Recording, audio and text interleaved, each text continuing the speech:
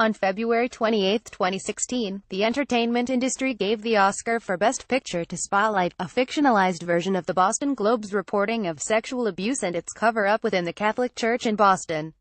The self-congratulation looks amazing now, after the exposure of decades of alleged harassment, and perhaps even rape, by Hollywood heavyweight Harvey Weinstein. This film gave a voice to survivors, and this Oscar amplifies that voice, which we hope will become a choir that will resonate all the way to the Vatican, said Spotlight producer Michael Sugar. Pope Francis, it's time to protect the children and restore the faith. We can guess no one will make a movie about the decades of harassment by Weinstein and Hollywood's cover-up. And, certainly, no one would win an Oscar for it. No Holy Father in Tinseltown has moral authority. Feminist superstars like Meryl Streep professed they hadn't the slightest idea of what their friend Harvey was doing, which makes them either profoundly cynical or amazingly clueless.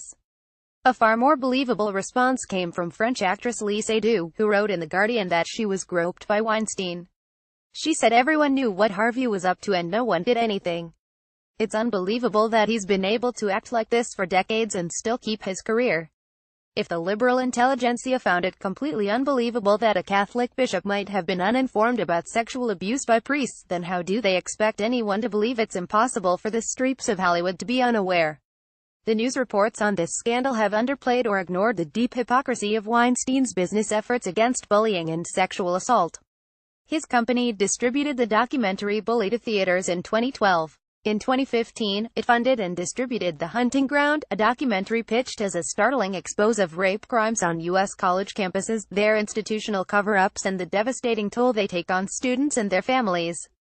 Months after the 2016 Oscars, Hollywood feminists railed against President Donald Trump for a 2005 videotape in which he made crude remarks about what a powerful man can do to women. They shared their outrage on Twitter. Patricia Arquette, Deborah Messing, Lena Dunham, and Ashley Judd. The day after Trump's inauguration, the Hollywood feminists marched in Washington, D.C., in Park City, Utah, where they hold the Sundance Film Festival, and other cities. There in the Utah feminist crowd was one Harvey Weinstein. Judd, who notoriously screamed grotesqueries at Trump at the March on Washington, was the first big name to allow her name to be used in the New York Times story on Weinstein. Dunham wrote in the Times that she regretted shaking Weinstein's hand at a Weinstein-organized rally for Hillary Clinton in 2016. She had heard the rumors but ultimately made a calculation since she desperately wanted Clinton to win. Can today's young women in Hollywood count on an anti-Weinstein choir to resonate around the entertainment industry? The Catholic Church has taken dramatic steps to prevent the abuse of children. It is Hollywood's turn to put its money where its mouth has been.